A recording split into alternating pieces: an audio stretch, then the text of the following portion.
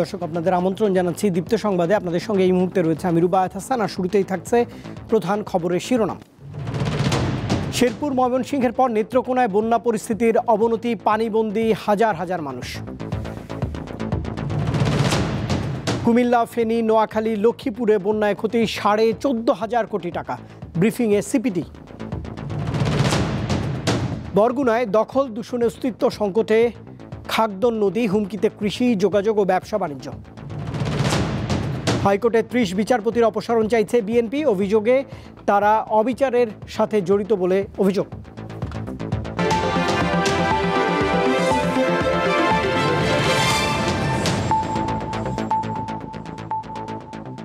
এবারে পুরো আয়োজনে যাচ্ছে। টানা বৃষ্টিপাত আর উজানের ঢলে শেরপুর, নেত্রকোনা ও ময়মনসিংহের সার্বিক বন্যা পরিস্থিতির অবনতি হয়েছে। এ পর্যন্ত শেরপুরে মারা গেছে 7 জন। নেত্রকোনায় বাঁধ ভেঙে প্লাবিত হচ্ছে নতুন নতুন এলাকা। কংস, উদ্ধাখালী নদীর পানি বিপদ সীমার উপর দিয়ে বইছে। টানা বৃষ্টি ও উজান থেকে নেমে আসা পাহাড়ি ঢলে শেরপুরে বেড়েছে বিভিন্ন নদ নদীর পানি, প্লাবিত হয়েছে নতুন নতুন এলাকা। শেরপুরের 5টি উপজেলার 28টি ইউনিয়নে পানিবন্দী হয়ে পড়েছে 1.5 লাখের বেশি মানুষ। কৃষি অফিস জানিয়েছে শেরপুরে 23,000 হেক্টর আবাদি জমি তলিয়ে গেছে। বন্যা দুর্গত এলাকায় সেনাবাহিনীর উদ্যোগে শনিবার থেকে ত্রাণ বিতরণ ও মেডিকেল ক্যাম্প করা হয়েছে। এই মুহূর্তে আমরা যে জনবল দিয়েছি, এছাড়াও আরও কিছু জনবল আমরা দেব। আমাদের আরও যে সকল জায়গায় আমাদের রিভারাইন ইঞ্জিনিয়ার্স এবং বিভিন্ন ইউনিটের যাদের অর্থাৎ আমাদের নৌযান যে সকল রয়েছে, সে সকল প্রয়োজনে আমরা আরও কিছু নৌযান আমাদের সামনে আমরা নিয়ে আসব।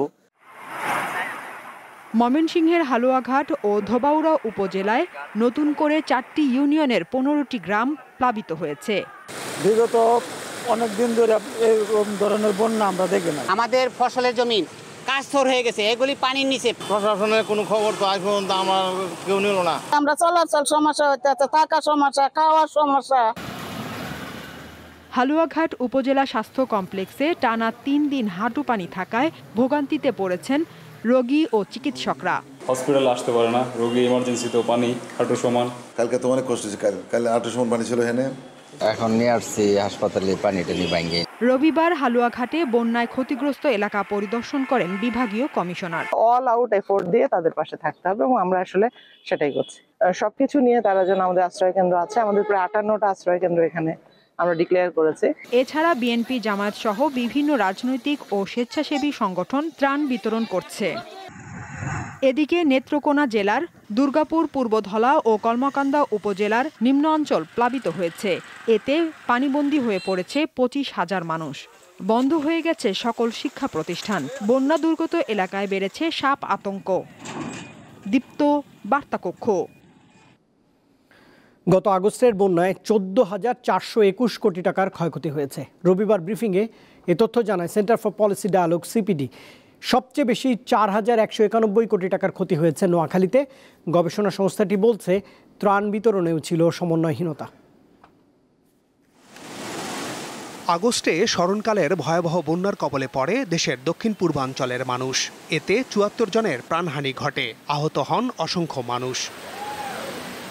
কুমিল্লা, ফেনী, নোয়াখালী ও লক্ষ্মীপুর সহ সাম্প্রতিক বন্যায় ক্ষয়ক্ষতি ও পুনর্বাসন প্রক্রিয়া নিয়ে রবিবার রাজধানীর ধানমন্ডিতে সংবাদ সম্মেলনের আয়োজন করে সিপিডি। ক্ষতিগ্রস্ত 11টি জেলায় কৃষি, বাসস্থান, রাস্তাঘাট ও সামগ্রিক অবকাঠামোর ক্ষতির উপর ভিত্তি করে আর্থিক ক্ষতির হিসাব তুলে ধরে সংস্থাটি। আমাদের 14,421 কোটি টাকা, যেটা কিনা ডলারের অঙ্কে $1.2 বিলিয়ন, এবং যদি এটাকে আমরা জিডিপির সাথে তুলনা করি সেটা চলতি 2025 অর্থ বছরের জিডিপির 0.26%, যেটা কিনা নেহায়েত কম নয়।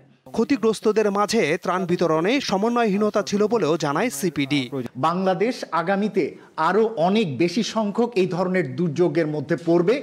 এই বাস্তবতাটাকে মেনে আমাদের আগামী দিনের দুর্যোগ মোকাবেলার কার্যক্রম সাজাতে হবে। গবেষণা সংস্থাটির তথ্য মতে এই বন্যায় সরকারি খাতের চেয়ে ব্যক্তি খাত বেশি ক্ষতিগ্রস্ত হয়েছে, যার পরিমাণ $636 মিলিয়ন। মাহমুদ শাওন, দীপ্ত সংবাদ, ঢাকা। দখল আর দূষণে হারিয়ে যাচ্ছে বরগুনার ঐতিহ্যবাহী খাগদন নদী। হুমকির মুখে পড়েছে জেলার কৃষি, যোগাযোগ ব্যবস্থা ও ব্যবসা বাণিজ্য। বরগুনা শহরকে দ্বিখণ্ডিত করে প্রমত্তা বিষখালী ও বরিশর নদীকে যুক্ত করেছে ঐতিহ্যবাহী খাকতন নদী। দখল ও বর্জ্য ফেলায় প্রাণ হারিয়েছে 18 কিলোমিটার দৈর্ঘ্যের এই নদীটি। ময়লা আবর্জনা ফালাইয়া ভরিয়ে ফেলাইছে। নদীর অনেক বড় ছিল, আর লঞ্চ 2-3টা আসা যাওয়া করতে, এখন আস্তে আস্তে 2 পার দিয়ে ভরিয়ে দিতেছে, দখল করে নিতে আছে। এত প্রশাসন দখল করছে সব, মানে এরা ভরে যায়, এরা দখল করে। অবৈধ দখলদারদের তালিকা করে উচ্ছেদ কার্যক্রম শুরু এবং নদীর সীমানা নির্ধারণের দাবি জানিয়েছে পরিবেশবাদী সংগঠনগুলো। প্রতি বছর এখানে ড্রেজিং এর নামে লুটপাট হয়। আমরা চাই এই খাকদন নদী অবৈধ দখলমুক্ত হবে এবং এটি খনন করে পায়রা এবং বিষখালীর সাথে এর সংযোগ স্থাপন করা হবে। দখলদাররা সতর্ক না হলে দ্রুত উচ্ছেদ কার্যক্রম শুরু করার হুঁশিয়ারি দিয়েছেন জেলা প্রশাসক। যে অবৈধ দখল এবং যে ময়লা আবর্জনা ফেলে যে নদীর সৌন্দর্য এবং নদীর নাব্যতা নষ্ট করছে, সেটার বিরুদ্ধে আমাদের ভ্রাম্যমাণ আদালত, অর্থাৎ আমাদের যে আইনে যে কাঠামো আছে সেই কাঠামোর মধ্যে থেকে ভ্রাম্যমাণ আদালত পরিচালনা করে আমরা তাৎক্ষণিকভাবে তাদের বিরুদ্ধে ব্যবস্থা নিতে। বরগুনার সাথে অন্য জেলার নৌ যোগাযোগের একমাত্র পথ এই খাকতন নদী। এটি ক্ষতিগ্রস্ত হলে হুমকিতে পড়বে পরিবেশ, প্রকৃতি ও ব্যবসা বাণিজ্য। দীপ্ত বার্তা কক্ষ। ক্রান্তি লগ্নে বাংলাদেশ সেনাবাহিনী দেশকে এক অস্থিতিশীল পরিস্থিতির হাত থেকে রক্ষা করেছে বলে মন্তব্য করেছেন প্রধান উপদেষ্টা ডক্টর মোহাম্মদ ইউনূস। রবিবার সেনা সদর দফতরে নির্বাচনী পর্ষদ 2024 উদ্বোধনকালে তিনি একথা বলেছেন। প্রধান উপদেষ্টা তাঁর বক্তব্যে বৈষম্য বিরোধী ছাত্র আন্দোলনে নিহত সকলকে গভীর শ্রদ্ধা ভরে স্মরণও করেছেন। আইএসপিআর জানিয়েছে, প্রথম পর্বের পদোন্নতি পর্ষদের বাংলাদেশ সেনাবাহিনীর কর্নেল এবং লেফটেন্যান্ট কর্নেল পদবীর যোগ্য কর্মকর্তাগণ পরবর্তী পদোন্নতির জন্য বিবেচিত হবেন। প্রধান উপদেষ্টা পদোন্নতির জন্য অফিসারদের পেশাগত দক্ষতা, নেতৃত্বের গুণাবলী, শৃঙ্খলার মান, সততা, বিশ্বস্ততা এবং আনুগত্য এবং সর্বোপরি নিযুক্তিগত উপযুক্ততার উপর গুরুত্ব আরোপ করেছেন। এর ফলে সেনাবাহিনী আবারও মানুষের কাছে আস্থার প্রতীক হিসেবে স্বীকৃতি লাভ করেছে।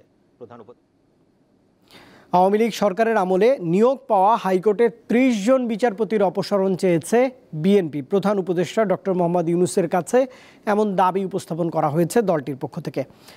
বিএনপি নেতারা বলছেন, এই বিচারপতিরা বিচারের নামে অবিচারের সঙ্গে জড়িত ছিলেন। গণ অভ্যুত্থানের মুখে গত 5 আগস্ট শেখ হাসিনা সরকারের পতনের পর দেশের বিভিন্ন খাতে অনিয়ম, দুর্নীতি ও লুটপাটের খবর বেরিয়ে আসছে। বাদ যাচ্ছে না বিচার বিভাগও। রায় দিয়ে বাবার ট্রাস্টে টাকা নেন বিচারপতি, এই শিরোনামে পত্রিকায় একটি খবর বেরিয়েছে। হাইকোর্ট বিভাগের ওই বিচারপতির নাম খুরশিদ আলম সরকার। আইনজীবীরা বলছেন, এটি গুরুতর অভিযোগ, এর সঠিক তদন্ত হওয়া জরুরি। একজন বিচারপতি হিসাবে যেটি তার শপথ ছিল সেটি তিনি ভঙ্গ করছেন এবং তারপরে তার বিচারপতি হিসেবে থাকবেন কি থাকবেন না সেটার ব্যাপারে সুপ্রিম জুডিশিয়াল কাউন্সিল রয়েছে বা যে আইনগত রয়েছে সেগুলো, তো যদি সত্যি হয়ে থাকে তাহলে এটা নৈতিকভাবে খুবই গর্হিত একটি অপরাধের কাজ করছেন তিনি। আওয়ামী লীগ সরকারের আমলে নিয়োগ পাওয়া 30 জন বিচারপতিকে অপসারণের দাবি তুলেছে বিএনপি। শনিবার প্রধান উপদেষ্টা ডক্টর মোহাম্মদ ইউনূসের সাথে সংলাপে বিএনপি নেতারা বিষয়টি উত্থাপন করেন। কী কারণে এই দাবি তোলা হয়েছে তা ব্যাখ্যা করলেন দলটির আইন সম্পাদক। গত 15 বছর এই বিচারের নামে যারা অবিচার করেছেন, বিচার বিভাগকে যারা কলুষিত করেছেন এবং আস্থাহীনতার সৃষ্টি করেছেন, তাদের ব্যাপারেও মাননীয় প্রধান উপদেষ্টা যেন যথোপযুক্ত সিদ্ধান্ত নেন, পদক্ষেপ নেন, সেই ব্যাপারে পার্টির মহাসচিব সহ পার্টির যারা নেতৃবৃন্দ গিয়েছিলেন তারা ওনার কাছে অনুরোধ জানিয়ে এসেছে। অন্তর্বর্তী সরকার দায়িত্ব নেয়ার পর শিক্ষার্থীদের আন্দোলনের পরিপ্রেক্ষিতে 10 আগস্ট পদত্যাগ করেন সে সময়ের প্রধান বিচারপতি ওবায়দুল হাসান ও আপিল বিভাগের 5 বিচারপতি। আজিজুল ইসলাম, দীপ্ত সংবাদ, ঢাকা। সাবেক পরিবেশ, বন ও জলবায়ু পরিবর্তন বিষয়ক মন্ত্রী সাবের হোসেন চৌধুরীকে গ্রেপ্তার করেছে ঢাকা মহানগর গোয়েন্দা পুলিশ। রবিবার বিকেলে ডিবির একটি টিম সাবের হোসেন চৌধুরীর রাজধানীর গুলশানের বাসায় অভিযান পরিচালনা করে। পরে সন্ধ্যায় তাঁকে গ্রেপ্তার করা হয়। গ্রেপ্তার সাবেক এই মন্ত্রীর বিরুদ্ধে একাধিক মামলা দায়ের হয়েছে, তবে কোন মামলায় তাকে গ্রেপ্তার করা হয়েছে সেটা এখন পর্যন্ত জানানো হয়নি। গ্রেপ্তারের পর সাবের হোসেন চৌধুরীকে ডিবি কার্যালয়ে নেওয়া হয়।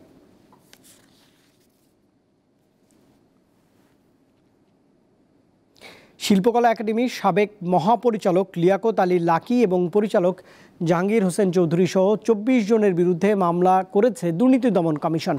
দুদকের বিশেষ অনুবিভাগের উপপরিচালক সুচিত্রা সেন বাদী হয়ে মামলাটি সমন্বিত জেলা কার্যালয় ঢাকা ১-এ দায়ের করেন।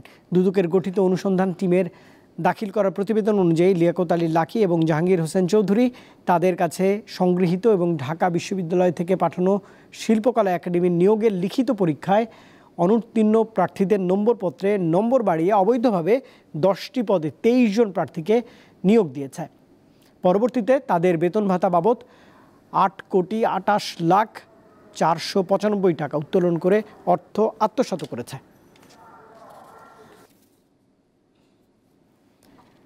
আশুলিয়ায় একটি বেসরকারি হাসপাতালে ভুল চিকিৎসায় এক প্রসূতির মৃত্যুর অভিযোগ উঠেছে। এই ঘটনার পর উত্তেজিত স্বজনরা চিকিৎসক এবং হাসপাতালের তত্ত্বাবধায়ককে আটক করে পুলিশে সোপর্দ করেছে। রবিবার বিকেলে আশুলিয়ার জিরানি কলাবাগান এলাকার নিউ পপুলার হাসপাতালে এমন ঘটনা ঘটেছে। নিহত পারভিন বেগমের স্বজনরা জানান, বাড়ির কাছে হয় এই হাসপাতালে অপারেশন করাতে নেওয়া হয়, কিন্তু ভুল ডাক্তার দিয়ে অপারেশন করানোর বিষয়টি তাদের জানা ছিল না। আটক ভুয়া চিকিৎসক রাজু আহমেদ জানান, এইচএসসি পাশের পর নার্সিং ট্রেনিং নিয়ে তিনি নিজেকে ডাক্তার পরিচয় দিতেন। এ পর্যন্ত শতাধিক অপারেশন করেছেন এই ভুয়া ডাক্তার।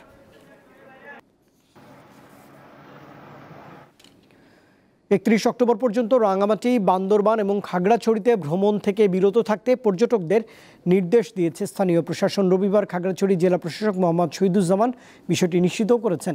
খাগড়াছড়ি জেলা ছাড়াও রাঙামাটি এবং বান্দরবানে একই সময়ে পর্যটকদের ভ্রমণ থেকে বিরত থাকতে অনুরোধ জানিয়েছে স্থানীয় জেলা প্রশাসন। রাঙামাটি ও খাগড়াছড়িতে সম্প্রতি সংঘটিত সহিংসতার ঘটনায় থমথমে পরিস্থিতি বিরাজ করছে। বিদ্যমান পরিস্থিতিতে পার্বত্য চট্টগ্রামে বেড়াতে যাওয়া পর্যটকদের নিরাপত্তার কথা বিবেচনা করেই এমন সিদ্ধান্ত নিয়েছে প্রশাসন।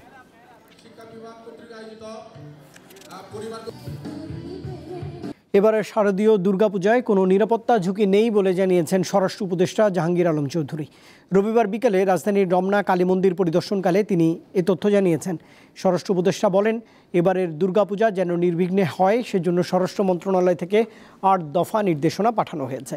সাম্প্রদায়িক হামলার ঘটনা উল্লেখ করে জাহাঙ্গীর আলম বলেন, অপকর্মে যারা জড়িত তাদের সকলকেই বিচারের আওতায় আনা হবে। পার্শ্ববর্তী দেশ নানা ধরনের ষড়যন্ত্র করছে জানিয়ে সবাইকে সজাগ থাকার পরামর্শও দিয়েছেন স্বরাষ্ট্র উপদেষ্টা। আমরা স্বরাষ্ট্র মন্ত্রণালয়ের তরফ থেকে 8 দফা নির্দেশনা প্রতিটা পূজা মণ্ডপে আমরা পাঠিয়েছি। কোনো ধরনের নিরাপত্তা ঝুঁকি নাই, পূজা এবার নির্বিঘ্নে হবে। পার্শ্ববর্তী দেশ অনেক কিছু বলতেছে, এটা আপনারাও জানেন। এই জন্য আমি আপনাদের অনুরোধ করব, আপনারা সত্যি ঘটনাটা ফুটিয়ে তোলেন। সাভারের চামড়া শিল্পনগরীর সমস্যা সমাধানে উদ্যোগ নিতে অর্থ উপদেষ্টা সালেউদ্দিন আহমেদের প্রতি অনুরোধ জানিয়েছেন উদ্যোক্তারা। রবিবার সচিবালয়ে Bangladesh finished leather goods and footwear exporters association এবং বাংলাদেশ ট্যানার্স অ্যাসোসিয়েশনের নেতারা এমন অনুরোধ জানান। তাদের অভিযোগ, সাভারের চামড়া শিল্পনগরী পুরোপুরি প্রস্তুত না হওয়ার পরও মালিকদের সেখানে নিয়ে যাওয়া হয়েছে। এই কারণে ব্যবসায়ীরা সেখানে ব্যবসা করতে পারছেন না। অর্থ উপদেষ্টা জানান, চামড়াজাত পণ্য একটি বড় রপ্তানি খাত, এটি নিয়ে কাজ করছে অন্তর্বর্তীকালীন সরকার।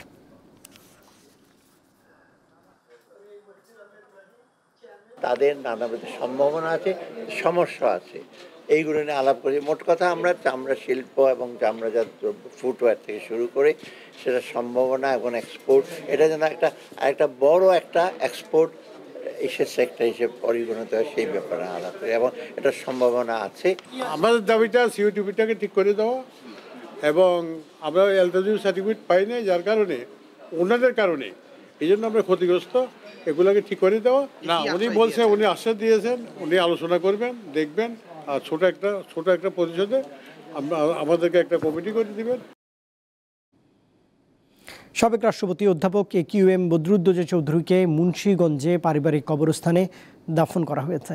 এর আগে সকাল 10টার দিকে মুন্সিগঞ্জের শ্রীনগর উপজেলার স্টেডিয়ামে হাজারো মানুষের উপস্থিতিতে তাঁর নামাজে জানাজা অনুষ্ঠিত হয়। এতে উপজেলা প্রশাসন, বিভিন্ন রাজনৈতিক দলের স্থানীয় নেতৃবৃন্দ এবং স্থানীয় গণ্যমান্য ব্যক্তিবর্গ অংশগ্রহণ করেন। পরে সাবেক রাষ্ট্রপতির মরদেহ নেওয়া হয় গ্রামের বাড়ি মজিদপুর দয়হাটা গ্রামে। সেখানে চতুর্থ নামাজে জানাজা শেষে পারিবারিক গোরস্থানেই তাকে দাফন করা হয়। গত 13 জুলাই হৃদরোগে আক্রান্ত হয়ে হাসপাতালে ভর্তি হন তিনি। চিকিৎসাধীন অবস্থায় শুক্রবার রাতে শেষ নিঃশ্বাস ত্যাগ করেন অধ্যাপক AQM বদরুদ্দোজা চৌধুরী।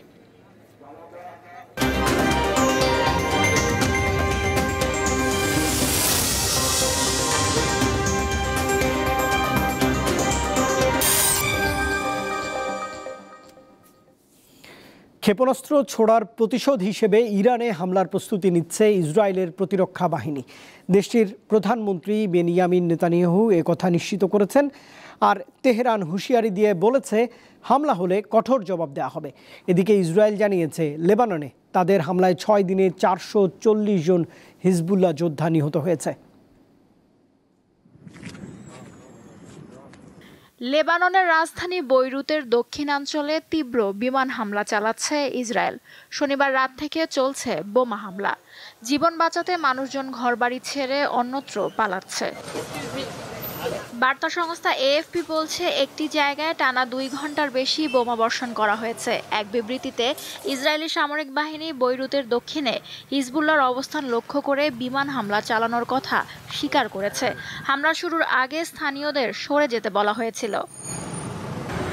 ইসরায়েল জানিয়েছে দেশটির সেনারা এখন 7টি ফ্রন্টে যুদ্ধ করছে। গাজা ও পশ্চিম তীর ছাড়াও ইরান, লেবানন, ইয়েমেন, সিরিয়া ও ইরাকে থাকা ইরান সমর্থিত গোষ্ঠীগুলোর বিরুদ্ধে লড়াই করছে তারা। এদিকে ইরানে হামলা চালানোর সিদ্ধান্ত নিয়েছে ইসরায়েলের প্রধানমন্ত্রী বেনিয়ামিন নেতানিয়াহু। তবে হামলার ধরন কি হবে তা স্পষ্ট করে বলেননি তিনি। Israel is defending itself on 7 fronts against the enemies of civilization. বিশ্বের কোনো দেশই তার ভূমি ও নাগরিকদের ওপর ইরানের এমন হামলা মেনে নেবে না, তাই ইসরায়েলও নেবে না। আমাদের স্বার্থে, বিশ্বের শান্তি ও নিরাপত্তার স্বার্থে যুদ্ধে না জেতা পর্যন্ত লড়াই চালিয়ে যাব। অন্যদিকে সিরিয়া সফররত ইরানের পররাষ্ট্রমন্ত্রী আব্বাস আরাগাচি জানিয়েছেন ইসরায়েল আগ্রাসন চালালে এবার আরও কঠোর জবাব দেওয়া হবে। গাজা ও লেবাননে যুদ্ধবিরতির আহ্বানও জানান তিনি। লুৎফা ফৌজিয়া, দীপ্ত, বার্তাকক্ষ। দর্শক, এরই সঙ্গে শেষ করছি দীপ্ত সংবাদ। তবে শেষ করার আগে প্রধান খবরের শিরোনাম জানাবো আরেকবার। শেরপুর, ময়মনসিংহের পর নেত্রকোনায় বন্যা পরিস্থিতির অবনতি, পানিবন্দী হাজার হাজার মানুষ। কুমিল্লা, ফেনী, নোয়াখালী, লক্ষ্মীপুরে বন্যায় ক্ষতি 14.5 কোটি টাকা, ব্রিফিংয়ে জানিয়েছে সিপিডি। বরগুনায় দখল দূষণে অস্তিত্ব সংকটে খাগদন নদী, হুমকিতে কৃষি, যোগাযোগ ও ব্যবসা বাণিজ্য। হাইকোর্টে 30 বিচারপতির অপসারণ চাইছে বিএনপি, অভিযোগ তারা অবিচারের সঙ্গে জড়িত।